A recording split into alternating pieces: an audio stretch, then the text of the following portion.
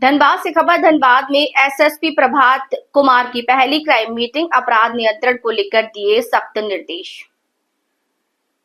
धनबाद में हाल ही में नियुक्त हुए नए एएसपी प्रभात कुमार ने गुरुवार को समाहरणालय सभागार में अपनी पहली क्राइम मीटिंग की अध्यक्षता की। इस अहम बैठक में जिले के सभी थाना प्रभारी, ओपी प्रभारी और डीएसपी स्तर के अधिकारी शामिल हुए। बैठक का मुख्य उद्देश्य जिले में बढ़ते अपराधियों पर नियंत्रण और पुलिसिंग को अधिक प्रभावी बनाना था। एसएसपी प्रभात कुमार ने अधिकारियों को लंबित मामलों के शीघ्र निष्पादन, सक्रिय अपराधियों पर निगरानी, गश्ती व्यवस्था को मजबूत करने और जनता के साथ बेहतर तालमेल पर विशेष ध्यान देने के निर्देश दिए। उन्होंने स्पष्ट किया कि प्रत्येक थाना क्षेत्र में कानून व्यवस्था बनाए रखना सर्वोच्च प्राथमिकता होनी चाहिए। किसी भी स्तर की लापरवाही या ढिलाई बर्दाश्त नहीं की जाएगी। एसएसपी ने महिला सुरक्षा को लेकर विशेष सतर्कता, थानों में पारदर्शी कार्यप्रणाली और साइबर क्राइम से निपटने के लिए पुलिस टीमों को प्रशिक्षित करने के निर्देश भी जारी किए। बैठक में हाल के प्रमुख आपराधिक मामलों की समीक्षा की गई और अपराधियों की गिरफ्तारी को लेकर रणनीतिक दिशा तय की गई। उन्होंने दो टूक कहा कि अब हर अपराध का त्वरित और प्रभावी जवाब देना पुलिस की जिम्मेदारी होगी। धनबाद में इस बैठक को कानून व्यवस्था को सुदृढ़ करने की दिशा में एक निर्णायक पहल माना जा रहा है, जिससे आने वाले दिनों में अपराध पर नियंत्रण की उम्मीद मजबूत हुई। Manjay Kumar, bureau chief, Jharkhand. मई 2025 से संबंधित अपराध समीक्षा बैठक की गई है। इसमें एसपी रूरल, एसपी सिटी, सभी एसडीपीओ साहब लोग, सभी डीएसपी साहब, सभी इंस्पेक्टर साहब, सभी थाना प्रभारी, सभी लोग मौजूद थे। इसके अलावा हमारे ऑफिस में जितने शाखा हैं सभी शाखा प्रभारी लोग मौजूद थे।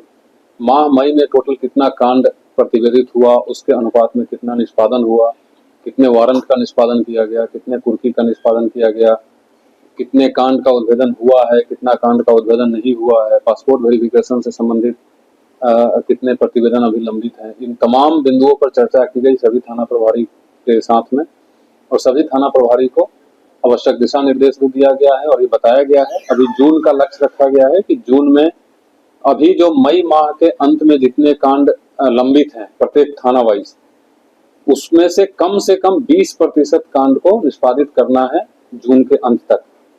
और इसके अलावा वारंट में कम से कम 25% उसको कम करना है।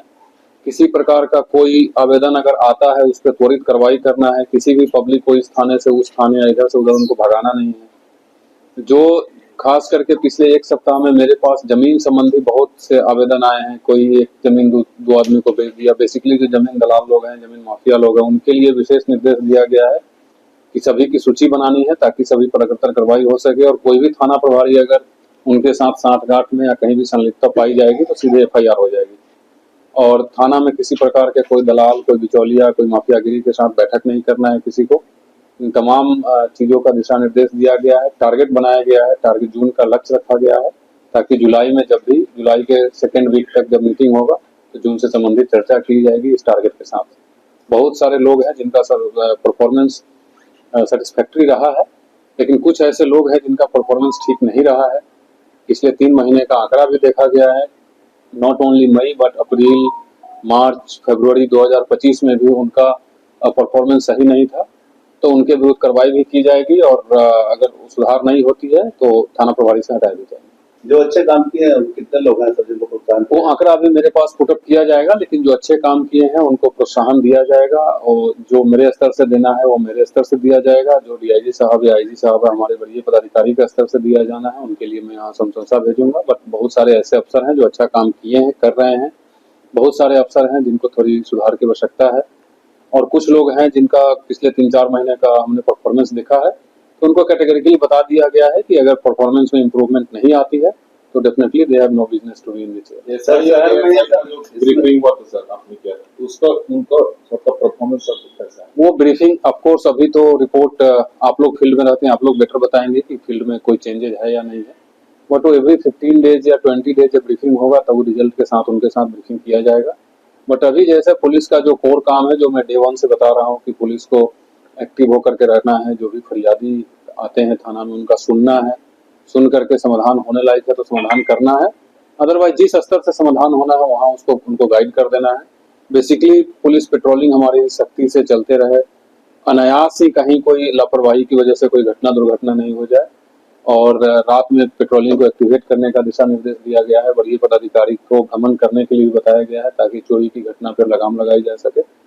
तो नट सेल में यही है कि पुलिस 24/7 एक्टिवेट होकर के रहे ताकि पब्लिक को एक अच्छा माहौल मिल जवानों के साथ मीटिंग करना बाकी था।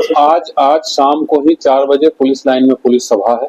उसमें जवान के रिप्रेजेंटेटिव से लेकर के और ऊपर तक के रिप्रेजेंटेटिव लोग आएंगे। तो आज जवान से संबंधित, उनके परिवार से संबंधित जो सामूहिक समस्या होती है उसको सुना जाएगा, उसका समाधान किया जाएगा।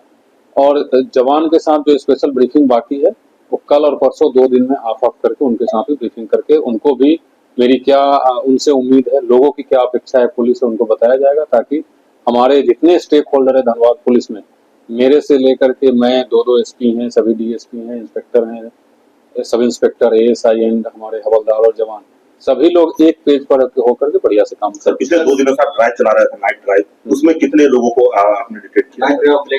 एग्जैक्ट आंकड़ा तो मेरे पास अभी नहीं है, बट ये ड्राइव निरंतर चलती रहेगी। और मैं आपके माध्यम से लोगों से अपील भी करना चाहता हूं कि जो भी मोटर व्हीकल एक्ट अधिनियम, मोटर व्हीकल एक्ट के तहत जो भी प्रोहिबिटेड चीज है, चाहे वो मॉडिफाइड साइलेंसर लगाना हो बाइक में या फिर एक्स्ट्रा फिटिंग्स 4 व्हीलर में लगाना हो, ब्लैक फिल्म लगाना हो शीशा पे, ये सब खुद से उतार लें तो ठीक है।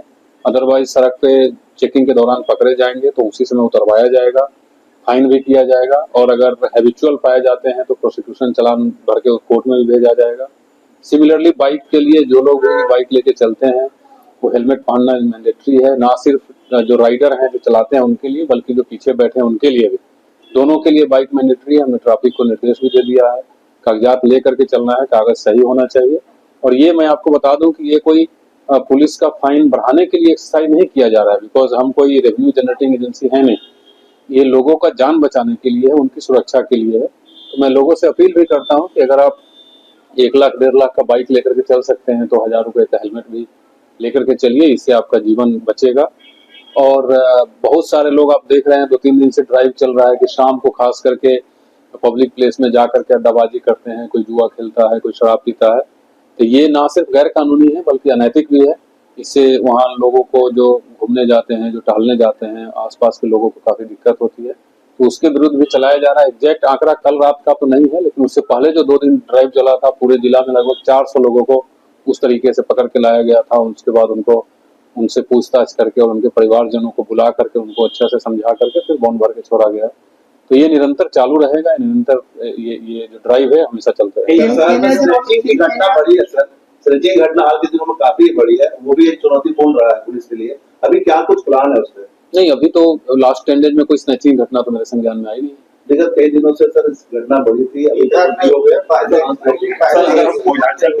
अभी पिछले 12 दिन में तो मेरे संज्ञान में कोई स्नैचिंग की घटना